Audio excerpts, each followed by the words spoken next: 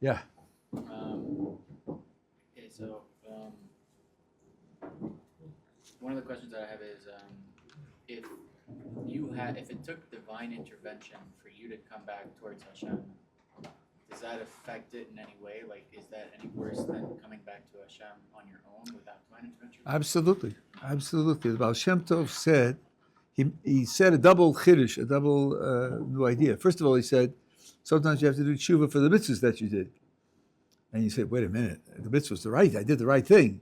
Yes, but you might not have done it in the highest possible quality. And if you are capable of doing it with a higher quality, then there's something there to fix, something there to improve. Not that you're guilty, that's to say you haven't done anything wrong, but the thing you did right, you didn't do it in the best possible way. That's a general idea. And then when you apply it to tshuva, specifically the idea was some people do tshuva when things go bad. That's good. At least you paid attention to things going bad, and you didn't say it was by happenstance, and took responsibility, and you improved your life. That's a good response. But then you have to ask yourself, why did it take me? Why did I wait until things went bad to realize that I could have and should have improved? Why couldn't I have figured that out responsibly on my own before things went bad? And then you do tshuva on that tshuva, because it's not the highest level of tshuva just to respond to disasters that take place. So it's exactly what you're asking. And the Baal Shem Tov said, yes, you can go back and say, I did, but I should have done better. Is there ever a way to get back completely to the normal spot to be? After doing teshuva on that teshuva, is it? Well, that substandard performance is then, the substandard aspect of the performance is going to be wiped out. Whatever you do for tshuva, whenever you do tshuva, you're no longer responsible for that failure, whatever level of failure it was. Of course, you now have to take positive steps to make sure that you improve in the future. Yeah. I think they're called Rishonim, like different sages throughout the ages that wrote the Mishnah, Gemara. Rishon, I'm not sure the word you're using in Hebrew, but there are periods. Yeah. And right, but the periods are artificial. They're really artificial. They're responses to certain levels of scholarship and certain levels of leadership and so forth and so on, but they don't have any legal significance. This is extremely important. They have no legal significance. For example, the scholars that came after the time of the Mishnah can disagree with the Mishnah and come to conclusions that disagree with the Mishnah. Mishnah is not binding on them. The Gaonim, who were the first scholars after the close of the Talmud, the Rishonim, are free and do disagree with them and come to conclusions that disagree with the Gaonim. And the Achronim, who roughly the last 500 years, they're allowed and some actually do disagree with the Rishonim. There's no point at which you say, well, he's 300 years before, you can't disagree with him. That's simply not correct. You hear things differently and people behave differently, but it's simply not correct. The only break where everyone afterwards can't challenge the conclusions of the prior period is the composition of the Babylonian Talmud. Later scholars can't challenge conclusions that the Talmud came to. And the Rambam writes that the reason for that is two factors were functioning. One factor is there's a certain title that people have of the certain quality of scholarship, and that ceased after the close of the Babylonian Talmud. Baalei HaTorah they were called, and he called them. Literally those who could copy. And the Talmud was circulated among Jewish communities and it was accepted as binding. But that happened once in history, only once in history. So I'll give you a little example. Suppose the Talmud raises a question and leaves it open, doesn't give an answer. Post-Talmudic scholars can offer answers. They don't say, well, if the scholars of the Talmud couldn't figure it out, we're hopelessly inferior and we can't figure it out. No, they don't say that. And when the Talmud discusses an issue and cites various views and sets up a discussion between them, but doesn't come to a conclusion. Doesn't say Hilchasa. Later generations are required to try to give a definite law on the basis of that statement, that discussion of Talmud, which didn't come to a definite conclusion. So the only break that sets up a barrier is the close of the Babylonian Talmud, not the Jerusalem Talmud, only the Babylonian Talmud. And the break is very narrow. When the Gemara says Hilchasa, which means that they paskin, this is the halacha, you can't challenge that. As for the reasons that I said. But beyond that, any scholar can disagree with any scholar. How much is known about those Rabbonim throughout those times? Well, in the whole Talmudic period, we have, for many of them, both their scholarly output and stories about their lives, what they did, what the leadership that they exercised, the sacrifices that they made, that they interacted with people. So, it's hard to measure these things. Would it fill a 500-page biography? No, it wouldn't. But when you take into account what the commentators say on those passages, which give you additional information, additional insight into it, I would say that it's considerable. And later generations, for sure. Yeah. Well, just answering. There's a book called Not in Amara that goes over like a lot of the like it goes over a lot of the stories that By the way, it bothers me. I'm sure it shouldn't bother me, but it does. When you hear that a certain rabbi takes a certain position, it almost never tells you how old he was, and who were his chavrusas, and so on and so on. And especially when it says he changed his mind, it doesn't tell you how much time went by. 20 minutes, 20 years? It doesn't tell you. So there are rare exceptions where someone says something is challenged, and he says, "Oh, I made a mistake," and the next day he goes into the base medrash, he makes an announcement. What I said yesterday was a mistake, and tell you that it is. But other times, A and B will have an interaction, and then another place B is on record to say what he says. It's clear that what he said to A, he doesn't hold, and all we know is he changed his mind. We don't know. Often the person himself changes his mind, and the Gemara just says he changed his mind, but doesn't say why, what new thoughts he had. Did somebody argue with him? How long did it take? I find it challenging that we don't have any of that information. Obviously, if the Rabbi and Rashi, who were the editors, didn't put it in, they felt you don't need that information. Well, I don't have yet good understanding of why we don't need it. That's why it makes me feel frustrated. Yeah. So we learned earlier today that they're funding, and I've learned this before, but I don't remember how it's set up. So there's 12 hours the halachic day, right? There's 3 hours that are din, right? The first 3 hours of the day are supposedly din, and then what are the next 9 hours? You mean the next? I don't know what you're referring to, and of course you have to be very careful with the idea of hours. There is a concept of sha'ot zmaniyot. That means to say it's not hours; it's a quarter of the daylight period. 4 quarters of the daylight period, which in the wintertime is like 2.5 hours each. And summertime, it's 4 hours each. So it's not hours. It's not hours on the clock. Otherwise, you slip over into nighttime. You understand what I'm saying? Or it's not clear what I'm saying? Yeah, no, I get what you're saying. Okay, so it's really splitting up the daylight period into 4 quarters, not 12 hours on the clock. That means the experience will be different than the winter and the summer.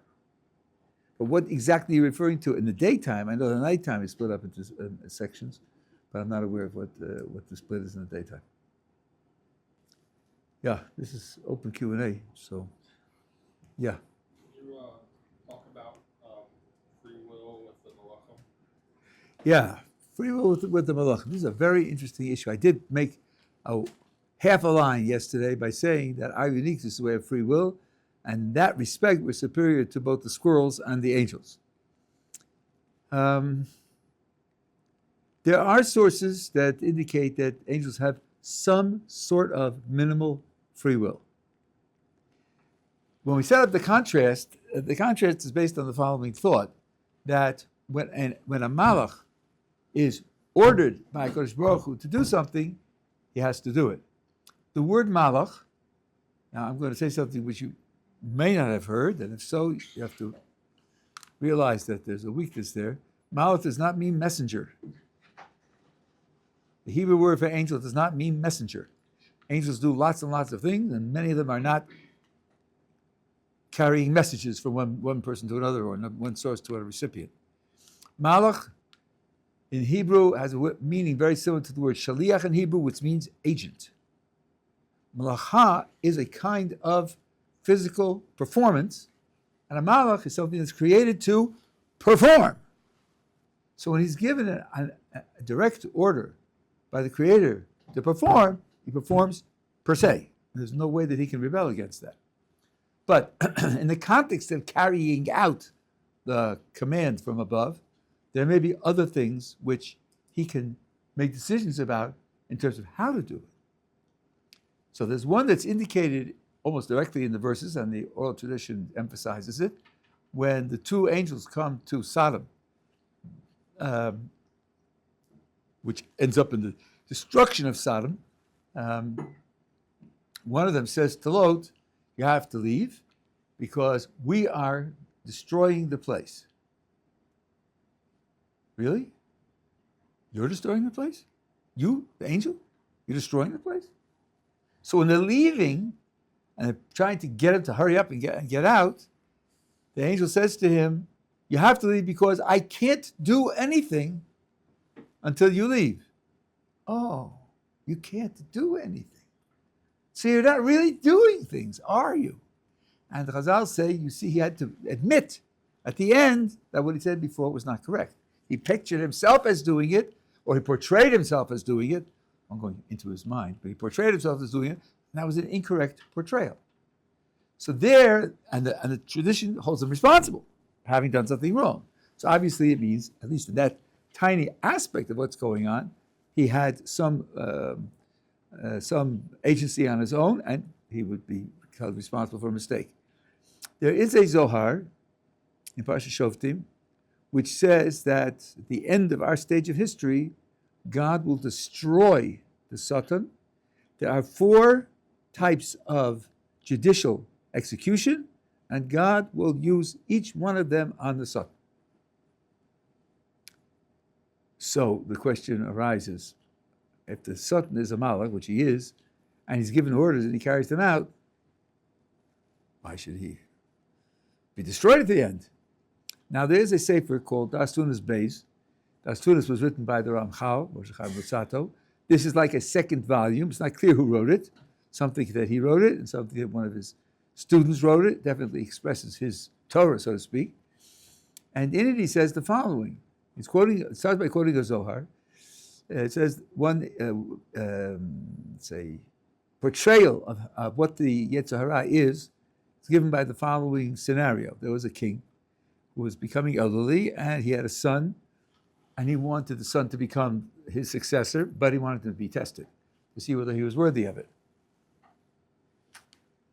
So he hired a prostitute. He said to her, I want you to do your best to try to seduce the prince. Well, the king's telling her that's what she's supposed to do. So that's what she has to do. But how does she feel about it? How does she feel about it? So the Zohar is describing the ideal case. The ideal case is she should do her best because that's what the king says, all the while hoping that she will fail in seducing the prince. Why? Why should she hope that? Because having a king, a worthy king for the kingdom, is a benefit to everybody in the kingdom. Even the prostitutes benefit from it. So she should be enlightened enough to realize that if she fails in her efforts, it'll be good for her also. She has to do her best. The king charged her to do her best. But her underlying motivation should be that he should resist me, and the efforts to seduce him should fail. If that were the case, then the Satan would be operating on the highest possible motivation, and that would be a superb performance. Now, the Satan wasn't commanded on motivation. He was commanded to seduce.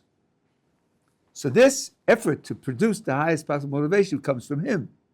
And the Das Tunis base says that those sources that indicate that the Satan is going to be destroyed is because the Satan didn't have the highest possible motivation.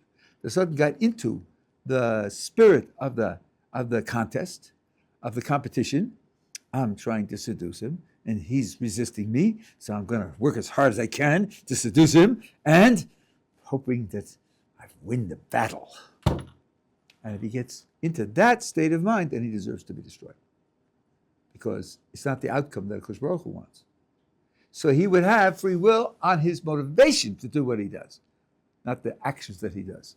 So these are indications that even Malachim can have some very minimal degree of free will and be responsible for it. But that's all.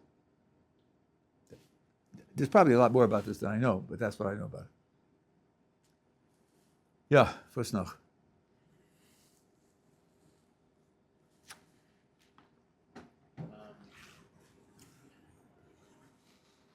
When it comes to the 13 attributes of Hashem, what we're saying, Slichos, is there anything you can give us as to what we should have in mind?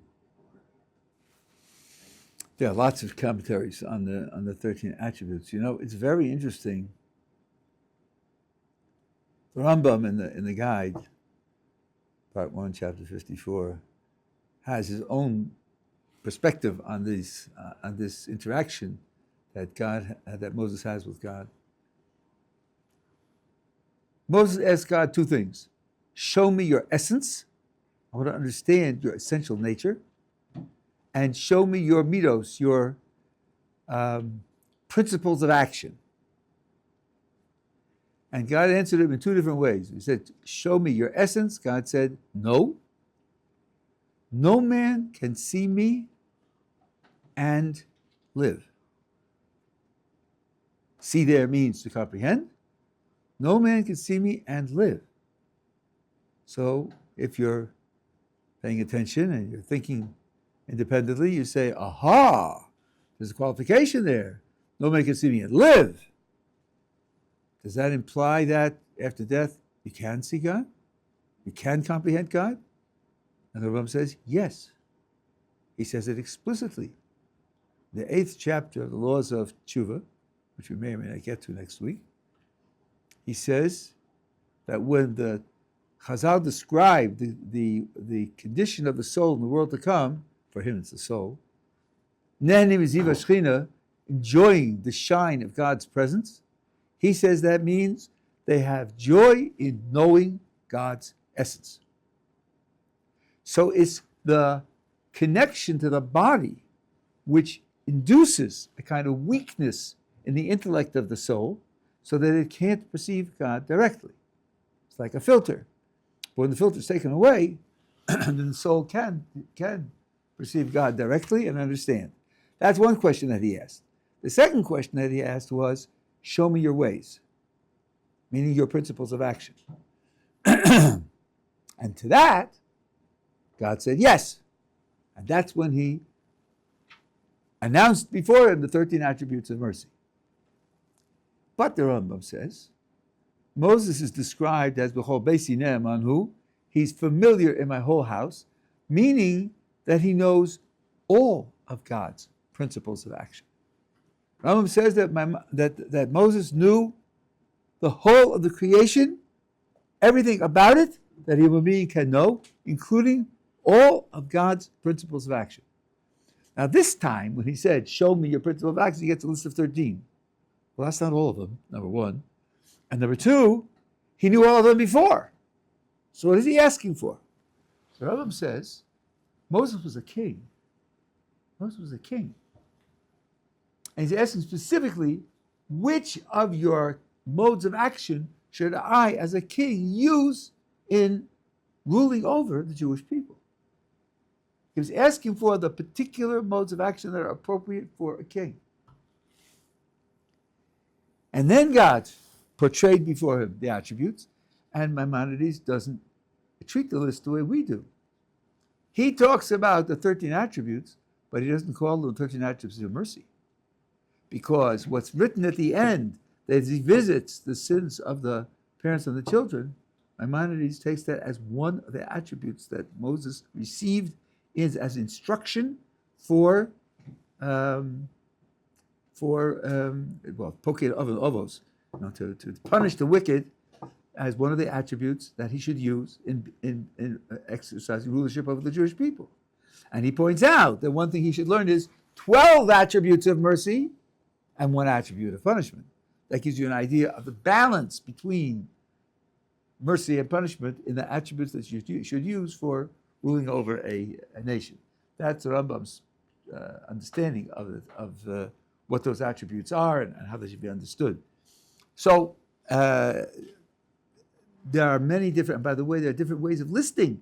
In that passage, the Kabbalistic sources don't count the first two names as attributes at all. So there are many, many different ways to explain them. I'll add one more thing, which I'm not sure how well known it is. After the spies, Moses prays to God for mercy, but God says, I'm going to destroy them all and make a new nation out of you.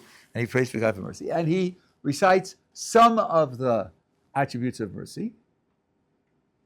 And then he includes in his speech, visits the sins of the parents and the children and to the third and fourth generations.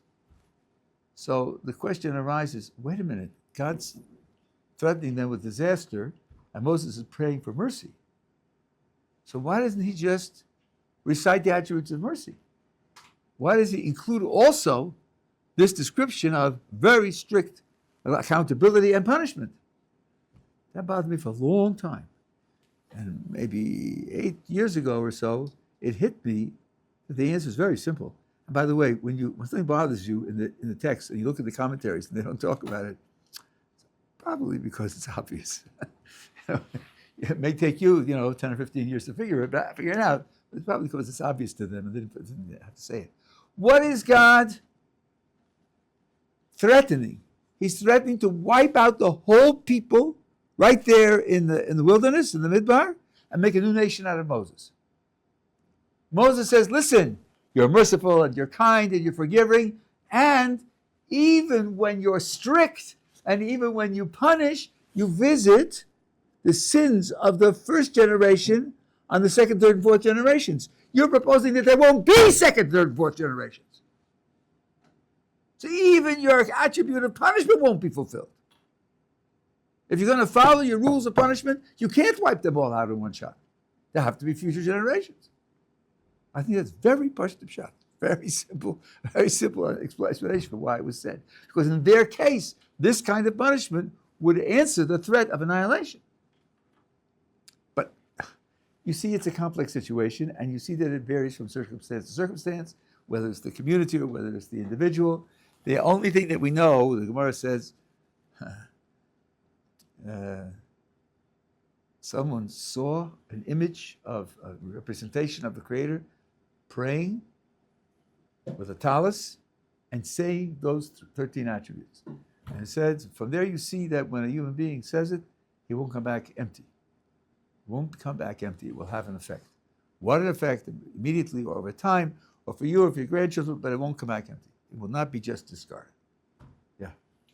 So I have a question on that. Like, we say that the sins of the father is visited upon for the second, third generation, Yeah. third, fourth generation. So, but why is that so? I mean, our parents, they make the vessel, right? But technically it's God who gives us the soul, right? So technically he's our father. Like, So the simple answer, though I don't think the Rambam agrees with this answer, but all the other commentators say, by the way, this teaches something about methodology. These words, visiting the sins of the fathers on the children, third, fourth generations, occur 4 times in the 5 books of Moses. 4 times. The very first thing you do is look it up all 4 times. Because it's not always exactly the same. And in one case, it says, Poked oven ovos, and then it adds a word, Lisonai, for those who hate me. And the standard translation is, when the second, third, and fourth generations also hate God, also rebel against God, also are sinning against God, then in addition to accountability for their own sins, they'll be accountable also for the sins of the first generation. But if they don't follow in the same path, then they will not be accountable for the sins of the first generation. So it isn't as if this visiting the sins of the parents on the children means even if the children are innocent. No, it doesn't say that. Because it says, in the text itself, it says the sonai, for those who hate me. So then you say, okay, I got that. Innocent people aren't going to suffer. But what about the ones who are guilty? Why should this add to their guilt? And one explanation is this. Imagine that the first generation does something wicked that's new. A kind of new twist on wickedness. From the river to the sea, something like that.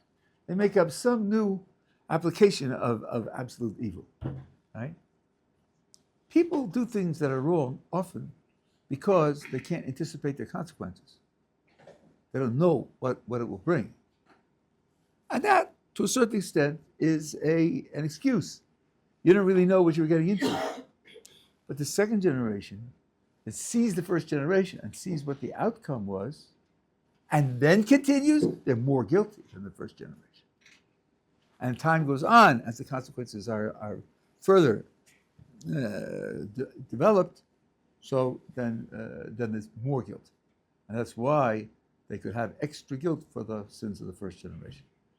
But I'm sure there's more literature on it than that, but the question is a good question. Is that the same as the reward that gets given to the seventh generation? So reward is preserved for 2,000 generations. 2,000 generations, alafim. And the least of plural is 2, so it's 2,000. And from this, the Talmud says that the attribute of goodness and mercy is 500 times the attribute of punishment, because it's 2,000 to 4. Yeah. How should one view friends or family members who aren't on the derech and aren't interested? Aren't on the derech. Well, there are at least two different categories of people that aren't on the derech. One is they didn't know; they just weren't trained. You look at them as people who you look at them with pity and with sympathy. The Rambam really writes about this in the second chapter of Hilchos Mamrin, the laws of rebels, and he talks about the Karaites. And he said those people who founded the Karaite movement knew very well what they were doing. They were rebelling against rabbinic authority.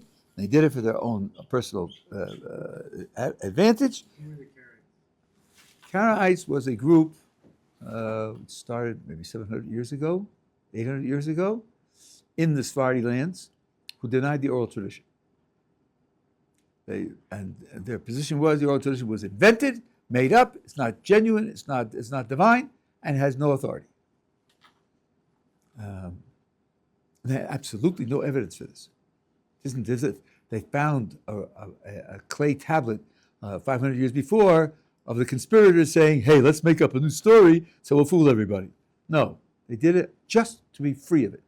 And they're free of it, and they can claim that they know the written Torah, the actual books of Moses, then they can say, look, we know what's written here, and therefore we're the leaders, and we can tell you what to do. I mean, it was a whole self-interested, vicious regime. They, says the Rambam, are vicious, and they're wicked, and they should be opposed in any way possible, and certainly should be condemned. But their children and their grandchildren, whom they raised on their mistaken beliefs, are like a child who is kidnapped and brought up, a young child who's kidnapped and brought up by his captors who doesn't know the truth. And they should be brought back to their Creator with cords of love, abosos ahava, cords of love, until they understand and they appreciate what the truth is. So if they are like the vast majority of American Jews, they don't know an aleph from a tuf. By the way, I was a philosopher. There's a field of philosophy called philosophy of religion, And what those of us who are Jewish in philosophy see right away is that what they call philosophy of religion is philosophy of Christianity, because that's the only religion they know. Almost never do they write about Judaism at all, and when they make an offhand reference in a footnote to Judaism, is almost always laughably incorrect. They have no idea what Judaism is about. There are certain Jewish philosophers who specify in philosophy of Judaism, that's a separate subject, and the others who are dealing in philosophy of religion generally pay no attention to it. So that's the case. That's the way they have to be looked at, with sympathy, with pity, with love, and with concern, and I think also with a certain special gratitude that the divine providence pushed you in a direction somehow that you are able to know so much more than they know. But there shouldn't be the slightest hint of criticism or rejection or superiority. Absolutely not. Absolutely not. They're victims. They're just victims. I told the story, I don't remember how many were here, but there was a fellow who told me he lived in Pittsburgh, I guess 40 years ago, and his family was conservative, and he was going to the twice a week after school Jewish education that they provided. And one time the teacher brought in a woman who she said was Orthodox and said you can ask her questions about Orthodoxy. Very nice to do. So he said, I read about fringes that you put on the ends of your garments, strings and so on and so on. She said, yes, that's true. It says in the Torah that it's a four-cornered garment. You put fringes and strings on the end. No one does that anymore. That's what she told him. So what should he think? Should he go ask somebody else? Here, his teacher brought this woman in as an expert on Orthodox Judaism. That's what he told him. Can't blame him if he never took an interest in finding out whether he should wear tzitzis or not. So this is, and I grew up Reform, and it's even much more dreadful than that. I think that's the way you have to look at that. I look at them with respect and with kindness and with love. And my recommendation is, and don't say, maybe I could save them. Typically, parents don't want to hear from the child whom they diapered how they should live. Somehow they think, they're sort of beyond that. As one mother said to her daughter, I have been 17, but you have not been 45. So, don't tell me how I should live. So, and there's nothing wrong with feeling that way. You wouldn't take advice from an 11-year-old, would you? Hey, I know what you should do. An 11-year-old, you say, come on, grow up. That's what they say to you. Come on, grow up. Earn a living for 10 years and see what you say then. So if they ask you questions and they want explanations, I would do it with a kind of reticence and caution, and which is good policy with children, but it also works with adults as well. Every answer to the question should be as minimal as possible. Say as little as possible to answer exactly what they asked. And let them own the discussion. Let them decide whether they want to go further into it or they don't want to go further into it. Let them be in charge of the discussion. Don't take control. Let them have control.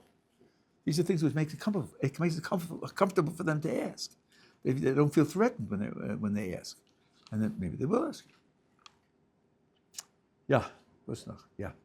I heard a story about a rabbi who there with the length of the month and the moon. There, some people came by to testify that the moon was out, and the rabbi had given out or said like it was too soon because the oral tradition said something about the month being having the month down to like very very precise time, like down to sub-second duration. I don't. When you say rabbi, you mean Talmudical rabbi of 2,000 years ago? Yes. Well, no one could measure seconds 2,000 years ago. So there's a misimpression there at the very least. There were no precise timepieces like that. And the testimony that was given about the moon was not based on seconds. After all, the witness couldn't say, I saw it at 9:43:16. He didn't have a digital watch down to the seconds to time when he saw it, so he can't give testimony in terms of exact time. So therefore, there'd be no way of checking the exact time. But the rabbis did know roughly when the moon would be visible. They also knew which way the crescent would be pointing and where the sky would be, and they could ask them that. Gamliel had physical models, and he said, was it this size or this size, and was it pointing this way or this way, and that way you could test the general. And not a question of lying. It's a question. There are lots of things going on in the sky. Sometimes there are clouds in the sky, and sometimes you catch a glimpse of the moon, but the glimpse of the moon, it's distorted by the sky. It's very close to the horizon because it's going down right after the sun with the new moon. There's more air in between to distort it. So they wanted to make sure that there wasn't an honest mistake, that they weren't seeing the flicker of the sun and thinking that it was the moon. But that's the kind of questions that they asked. And they celebrated the witnesses. They made a big banquet for them. They could violate rabbinic prohibitions on Shabbos to come because the rabbis didn't want to lose that testimony. And that is cited in the Mishnah. But not the question of the exact seconds. That wouldn't be relevant there.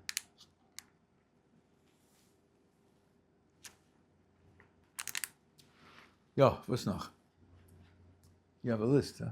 I did have a list, but I forgot some of them. But Okay. I should have written them down. I'm gonna write them down next time. What would you say we should have in? I mean, I've heard a lot of rabbis say what we should have in mind while the shofar is blowing. But do you have any particular thought? Yeah, I was going to talk tomorrow about Rosh Hashanah in general, but I'll tell you one thing. There's a lot to say about the shofar. Originally, the shofar was connected to the special prayers you have in the Musaf prayer. The Musaf of Rosh Hashanah, that's the second one in the daytime period.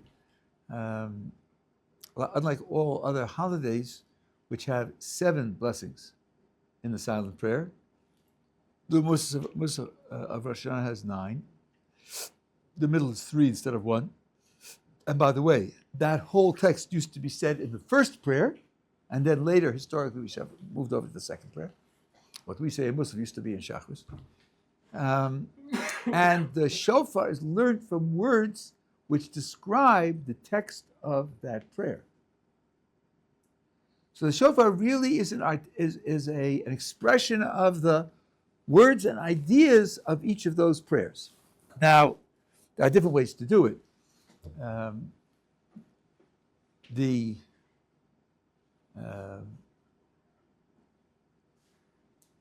As far as the prayer is concerned, the Ashkenazi way to do it is that you do it in the repetition of the prayer, when the Chazan is saying out the prayer. That's when you blow the shofar. And also the last Kaddish, you blow a bunch of blasts. The Sephardi tradition, and Hasidim have taken it over, is to say it during the silent prayer. And then during the repetition. Which means that when you come to the final Kaddish, there are less left over. It means that when you're saying the silent prayer, at a certain point, someone gives a bang on the table, and usually half a minute or so later, the shofar starts. So that gives you an idea where you should be up to, or could be up to. You don't have to speed up in order to catch up. But you try to get to a place where it's comfortable for you to stop, and you stop and you listen to the shofar blow. And in all those cases, it's accompanying the prayer, and the final Kaddish finishes it up. Now, that's the way it was originally done. At a certain point in time, a section of Tekiyos was added before the Musaf prayer starts. After the reading of the Torah, you blow a certain section of prayer, which has nothing to do with any words at all.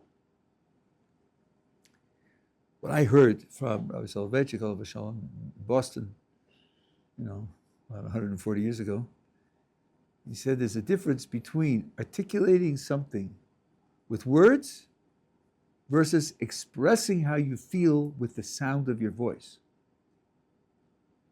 When you cry, when you yell for help, when you scream in fright. There's something very different going on. When you have the words, there's an intellectual conception. You have an idea in your mind. And the sounds give expression to the meaning of that idea. Now, of course, ideas cause emotions. When you're afraid, it's because you have an idea that you're in danger. Otherwise, you wouldn't be afraid. You may scream, but the scream comes from an idea. But then there's just feelings. Feelings of love. Feelings of ecstasy. Feelings of sadness. Feelings of despair. And when you do that, in a certain sense, you're like an animal. You have feelings and they give out in sound. And that expresses a kind of desperation where I can't talk because I don't know what words would do any good. And that, he said, is what the first 30 kolos are. It's where it instead of focusing on the ideas, you can focus on your feelings. Standing before the Creator, and I'm just out of words. I have an illustration of that. It's my own idea. I didn't see it in the commentaries, but I think it's correct. The brothers attacked Joseph, and they sold him into slavery in Egypt. Wanted to kill him, sold him into slavery. Turns out he ends up the viceroy in Egypt. He saves the family by providing for them in the famine, and he sets them up in a situation of great nobility and luxury. And they know that they've wronged him, that they feel very badly about wronging him. When Jacob dies and they bury him in the land of Israel, they come back and they think, who knows how Joseph's going to feel about this and what he's going to do about it. Maybe he was holding himself back because Jacob was alive. So they send him a message. They say, before Jacob, our father, died, he told us to tell you, don't take revenge on your brothers. Don't take revenge on your brothers. Now imagine you're Yosef, and you get this message.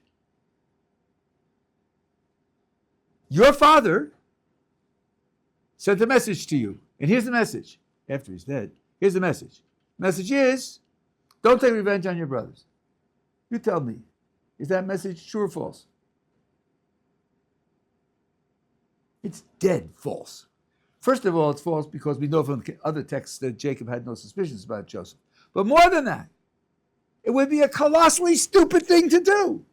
If you're Jacob and you're worried that Joseph will take revenge, don't wait till after you're dead to send him a message through somebody else. Tell him straight before you die. Listen, don't take revenge against your brothers.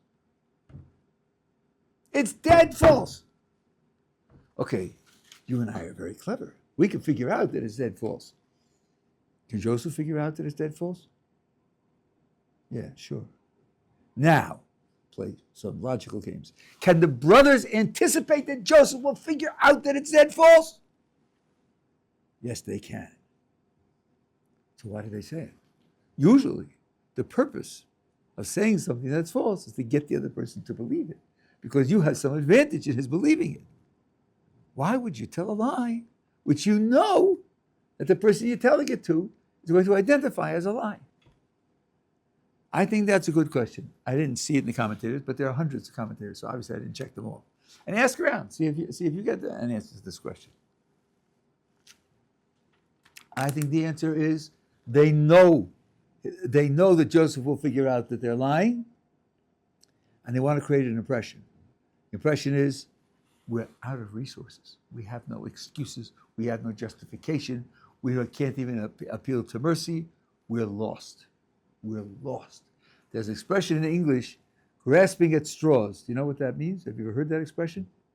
When the ship goes down, and the people on the ship are going down also, and they see a straw floating on the water, they grab the straw. Why? The straw's not going to hold them up. But the straw is floating, isn't it?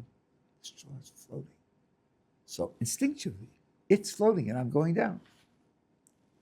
They're grasping at straws. And the purpose of it is to portray their hopelessness.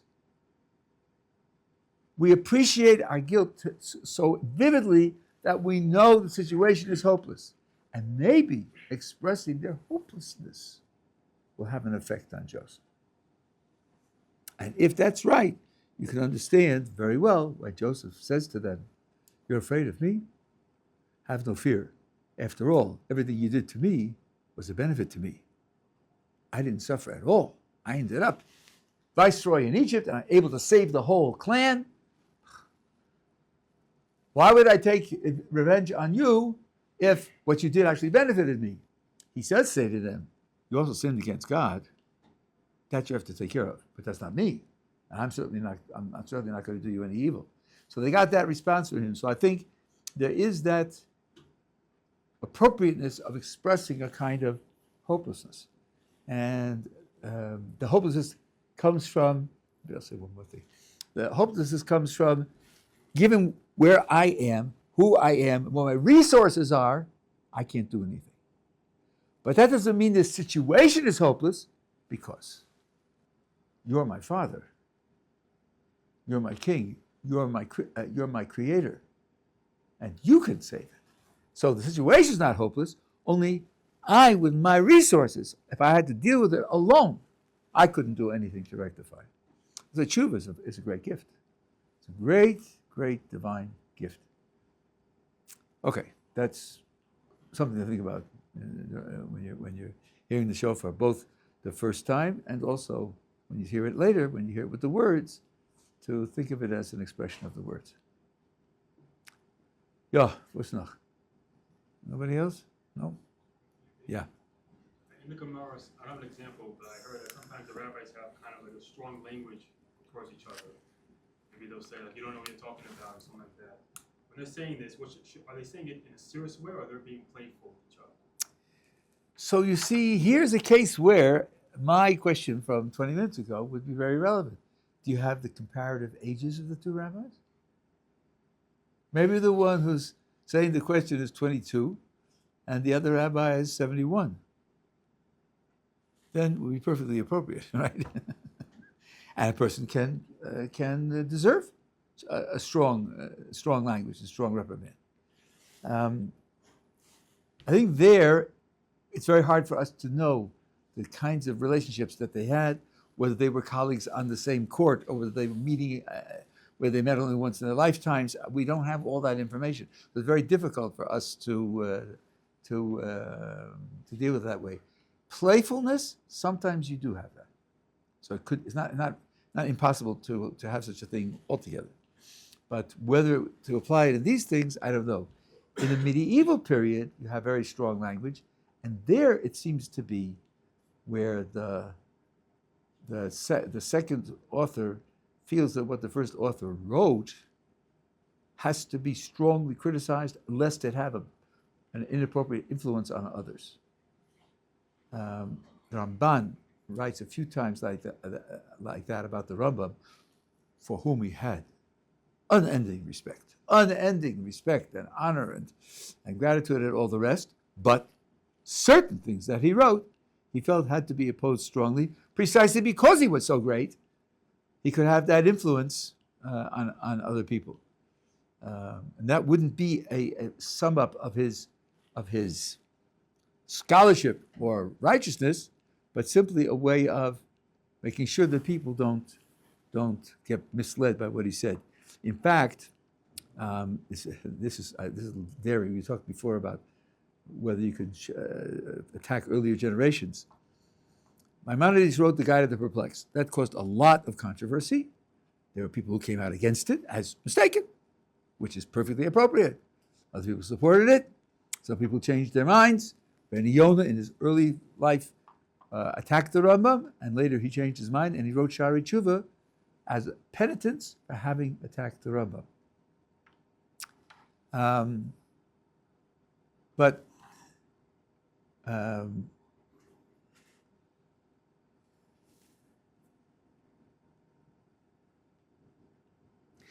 So the Ramban wrote criticisms of the Guide of the Perplexed.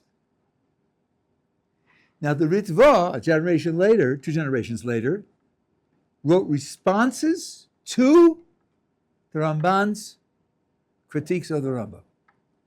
Wow, the Ramban's like the Eiffel Tower. He's in all respects. But the Ritva actually, it's called Sefer HaZikaron, that he wrote something that with that goal is monumental. But one of the things he says there is that sometimes the Ramban's criticism doesn't accurately portray what the Rambam wrote.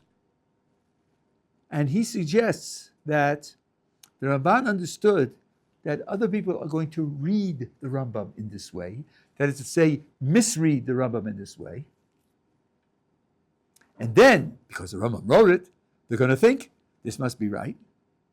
And then the Ramban says, well, I have two choices. Either I can try to explain to them that they misread what the Rambam wrote, which may convince them or may not convince them, and therefore might not save them from the bad effect of being affected by their misreading in the Rambam. Or I can simply reject the Rambam and use my authority against his to protect them from simply accepting it as uncontested part of the Jewish tradition. And he did the latter. He attacked the Ramban's criticism.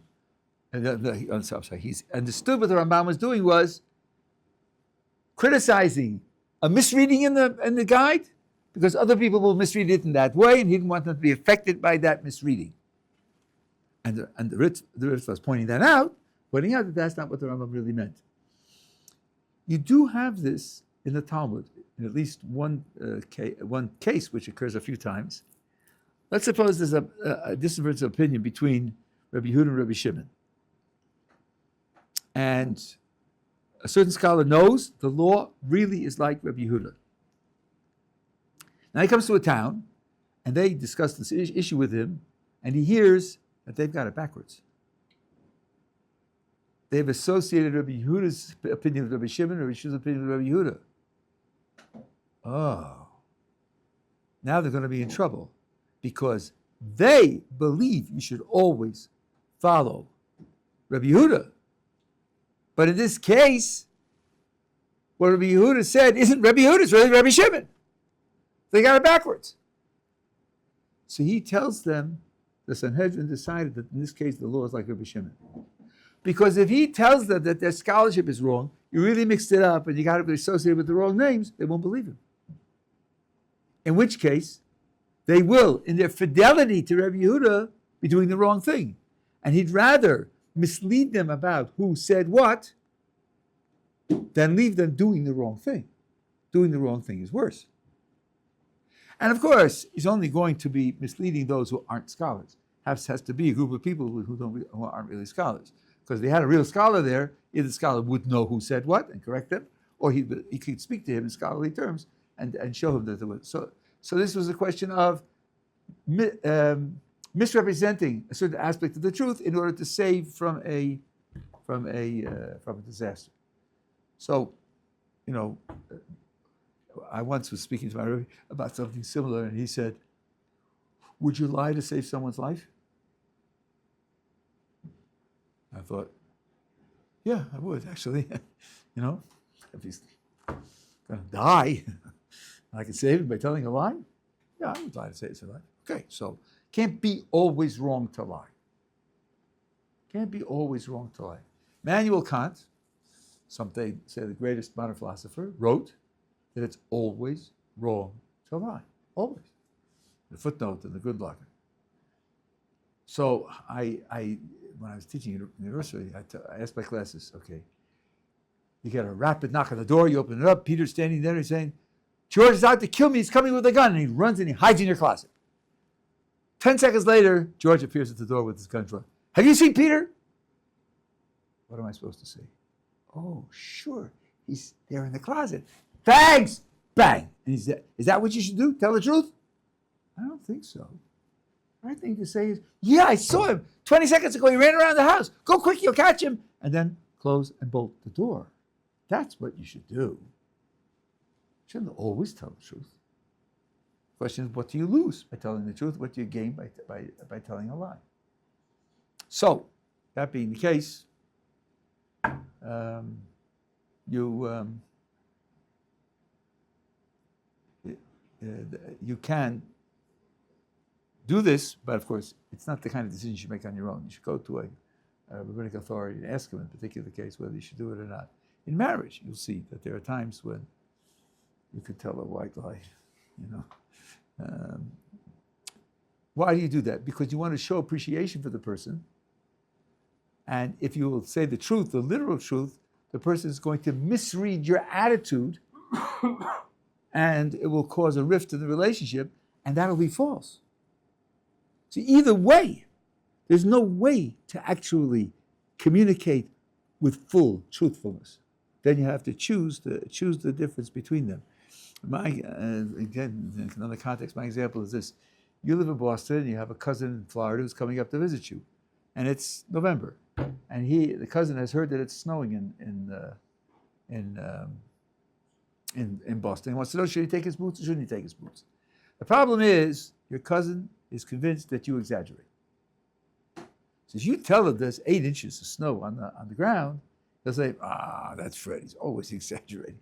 He says 8 inches, it's probably 4 inches. And he won't bring his boots for 4 inches.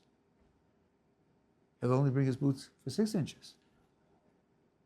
So he says, how many inches of snow are on the ground? What ought you to do? If you say accurately 8, he's not going to bring his boots and he's going to be discomforted.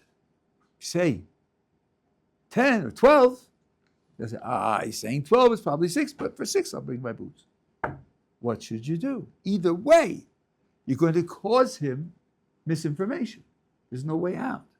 Now that's a kind of case where you tell what's called a white lie, because if you say, how's the new hat? What's the new hat? Well, actually, it's awful. My husband thinks it's awful. He must not like me. He doesn't appreciate my appearance. And then, no, you were just commenting on the hat. That's not how she's going to take it. She's going to take it a comment on the hat. She might, but she might not. And it's not, or the supper that she cooked for you. One of the newlyweds, he cooked it and he said, it's really wonderful. So the next night she cooked it again.